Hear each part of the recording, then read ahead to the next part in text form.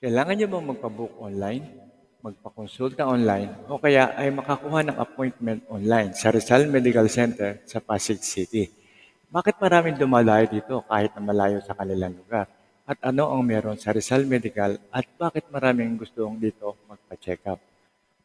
Well, ang mga topics na tatalakayin natin dito ay ang tungkol sa konsultasyon gamit ang telemedicine online. Yan yung unang-una nating topic. And then, how to book an appointment kung kayo ay magwo-walk-in o balak nyo pumunta doon. Paano tayo pupunta? Ano ang gagawin natin? At saan naman tayo pupunta kung sakaling tayo ay magwo-walk-in? So, paano ang complete na proseso? Paano nila ginagawa yon? At yan ay isa sa mga ituturo ko sa inyo. At paano tayo magpapile sa Malasakit Center. Plus, bonus interview tips. Okay? At ang question and answer, yung madalas na mga katanungan. Okay? So, let's go. Sana natin. Unang-una, ano ba ang Rizal Medical Center? Ano bang meron doon? Okay? Unang-una, ito ay isang government hospital na class o level 3 na hospital. Kumpleto ang kanilang medical facilities. Meron silang 500 bed na capacity, so malaki yan, ano?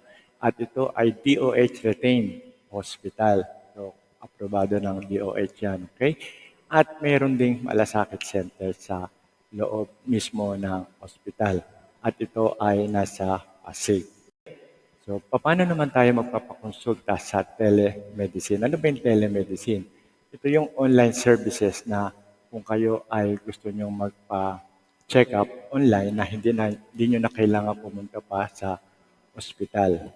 Okay? So, meron silang ganyang services. So, paano natin gagawin yan? Paano tayo magpapakonsulta?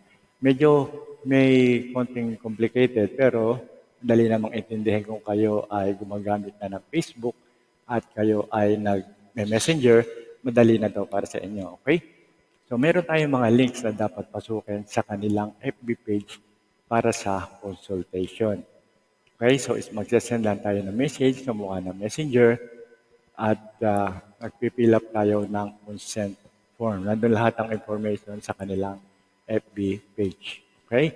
And then, pagkatapos noon ay makakatanggap kayo ng link na Zoom link. Okay? Sa Zoom yun, ano? And then, para ito ang inyong consultation. Kung ano man yung nararamdaman nyo, gusto i-consulta, mag-uusap kayo ng representative ng ospital sa Zoom. Online yun, ha? Okay? So, kung kailangan, pwede kayong mag-set ng appointment within sa Zoom para sa inyong face-to-face o kung kayo ay pupunta sa ospital. Okay? Doon nyo iseset lahat ng appointments nyo doon sa inyong kausap. Okay?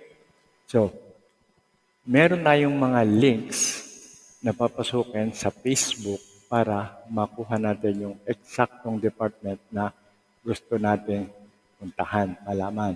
Halimbawa, pupunta kayo sa dental, pupunta kayo sa dermatology, pupunta kayo sa family medicine. So, kada department mayroong isang link. So, ang gagawin nyo lang, i-click nyo lang yung link na yun, kamukha niyang pangalawa ay dental. So, i-click nyo lang yung may guhit sa taas para pumasok kayo sa loob ng dental department at doon kayo magbubook at doon nyo makukuha ang inyong Zoom link at kung kailan kayo mag-uusap ng representative ng hospital. Okay? At doon na rin kayo kukuha ng appointment sa kanila. Okay? So, ang link na yan, makikita nyo sa description. Ilalagay ko yun doon para masyado kasi mahaba yan, kaya hindi natin kailangan i-discuss lahat yan dito sa video. Okay? So, doon nyo na lang kukopyahin ang link. At meron din silang time and schedule. Okay? So, Monday to Friday, 8 to 4 para sa internal medicine, radiology, ENT, family med, at saka optal sa mata. Okay? So, Monday to Friday naman, mas maaga, alas 7 hanggang alas 4 pa rin, para naman sa dental, surgery, at dermatology. At reminder din, walang pasok ng Sabado at Linggo. Okay? So, Monday to Friday lang schedule nila. Okay? So, paano naman tayo pupunta sa Rizal Medical sa Pasig City? Para sa mga first-timer, hindi pa pamilyar sa lugar. Ang kanilang eksaktong address ay nasa 425 Pasig Boulevard, Barangay Bagong Ilog, Pasig City. At meron din sila mga telephone numbers kung sakaling gusto nyo ma-verify ang exact location. Okay, nandyan din sa mapa natin. So, pwede tayong manggaling sa EDSA, sa may Shangri-La, sa crossing, at ito ay nasa kaliwang side. Yun yung palatandaan nyo, yung kulay green na signboard, yung Rizal Medical Center. Okay, nasa banda siya na Pineda na barangay. Kung kayo naman ay galing ng Pasig, galing ng C5, galing ng Ortigas, siya ay nasa right side. Okay? So, paano naman tayo magbubook ng appointment kung tayo ay nandun na sa Rizal Medical Center? Ang OPD ay nasa left side kung kayo ay nakaharap na mismo sa ospital. Nasa left side siya at yung kanan naman ay papuntang emergency. Okay? And then, pagdating nyo sa OPD, first time kayong pupunta rito ay kukuha kayo ng green card. Okay? So, approach nyo lang dun sa guard o kaya dun sa nurse station na first time kayo pupunta at kayo ay magpapa-book o magpapa-check up. So, bibigyan kayo ng green card and ituturo kayo sa booking section. Okay? Yan nasa picture na yan. Kanya-kanya sila ng department yan kung ano ang gusto nyong ipabook. Halimbawa, dental, halimbawa, optal. So, kada isang doktor na nandyan sa harap ay mayroong kanya-kanyang department. Okay? Kung meron naman sila sa table, kung ano yung nakalagay nila, halimbawa, surgery. So, makikita nyo sa table nila merong nakalagay na surgery. At doon kayo lalapit at doon kayo magpapabook. So, ang gagawin nila, susulatan nila ng appointment yung inyong green card. Pag nasulatan na ng appointment yon, babalik na kayo sa date na in-schedule sa inyo ng doktor. Ano naman ang gagawin nyo sa inyong appointment date? So, nakapagpabook na kayo, bumalik na kayo for the second time for the final checkup. Okay, so unang-una pupunta kayo doon sa pinuntahan nyo pa rin sa OPD at this time pupunta naman kayo sa screening section. Mula doon sa screening section, meron silang kiosk na maliit para makakuha naman kayo ng inyong appointment number. Kamukha niya nasa kanan na yan, makikita niyo yung priority lane and then yung malaking number na SR797 at yung QR code. Okay? So yung QR code, yan yung inyong personal data. I-encode kagad nila yan, plus the number, yung nasa taas na SR797. Okay, so pag nakuha nyo na yan, binigay niya sa inyo, talikod lang kayo, pag makikita nyo na ang isang malaking screen. At doon yung aabangan ng inyong number para kayo ay ma-encode. Tutuloy na kayo ngayon sa inyong final designation. Okay? So kung halimbawa sa dental kayo, tuturo niya na sa inyo kung saan yung dental department. Diretso na kayo doon. Okay? And then, konting reminders lang po. Kapag kayo dumaan na doon sa queuing at nabigyan na kayo ng number, automatic po yung files nyo o yung inyong data na papasok doon sa specific na department kung saan kayo pupunta. Mauuna pa sa inyo yun. Okay? At automatic din po siya na mapipila doon sa mga naka-book on the same day, nung araw na pumunta kayo. Okay? So, ang gagawin nyo na lang ay itatanong nyo lang sa kanila kung pang ilan kayo sa pila. Okay? And then, antayin nyo lang ang inyong pangalan para patawagan kayo o ma-check up kayo. So, what to do? Ano na naman ang gagawin natin kapag katapos na ang ating check? Una natin gagawin ay magre-request tayo ng doctor certificate. So, mula doon sa nurse, na nursing station, nung inyong pinuntahan na department, pwede kayong mag-request. Kasi hindi lahat nangihingi nito, no? Hindi lahat may kailangan. Kung kailangan nyo at magpapile kayo ng assistance, kailangan nyo nung kumuha ng doctor's certificate at nakukuha yan doon sa nursing station. Okay? And then, pag nakakuha na kayo ng request, ito ay babayaran nyo ng 100 pesos doon sa cashier. Okay? So, meron din kondisyon yan. Kung kayo ay isang senior o kaya ay PWD, meron pa rin kayong discount. Okay, so ang regular is 100, kapag senior or PWD ay 80 pesos na lang ang inyong babayaran. Okay, so ito lang po ang SOP na kailangan bayaran. Bakit? Dahil ito ay magagamit natin sa pag-file natin sa Malasakit Center. Requirements po yan. So 100 pesos lang ang inyong cash out.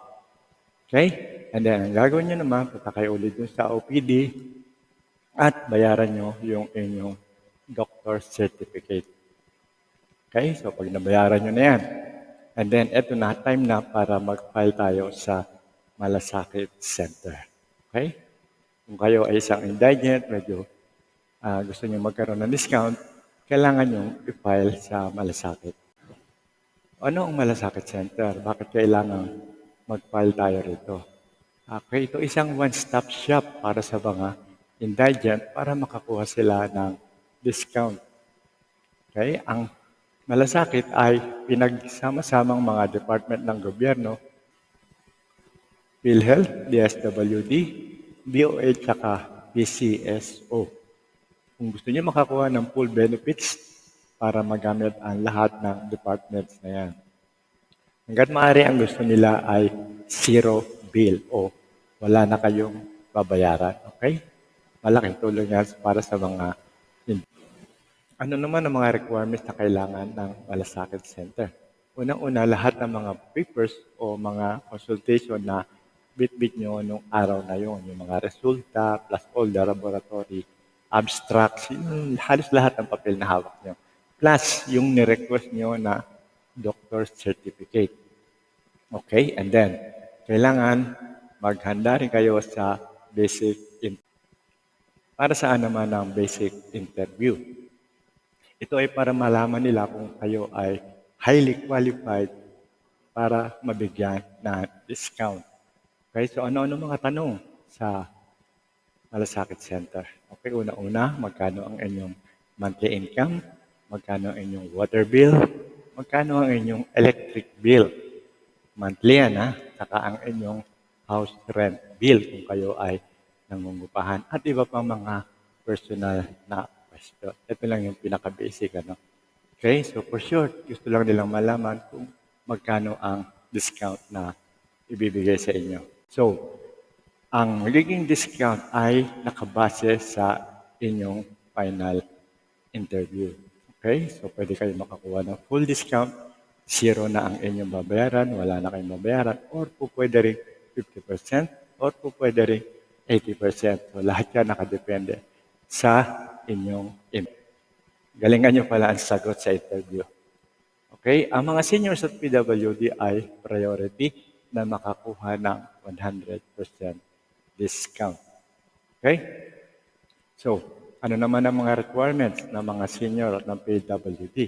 So, kailangan meron silang dalang ID on the time ng interview at ng PWD. So, ID lang ang kailangan nila. Okay? So, question and answer. What to do if you miss an appointment or your appointment o hindi kayo nakapunta sa tamang oras ng inyong appointment. Okay? So, pwede kayong bumalik at kumuha ng bagong schedule. Wala po silang online rescheduling. Physical po ang kanilang schedule. What to do if you have to come back for clinical test? Ito po yung mga merong continuous na clinical na gagawin o clinical. Ito po ay para sa mga continuous testing. Yung halimbawa, nagpa-check up kayo and then after 1 week, monitor kayo, pabalik ulit kayo after 1 week or 2 weeks, yan po yun. Okay?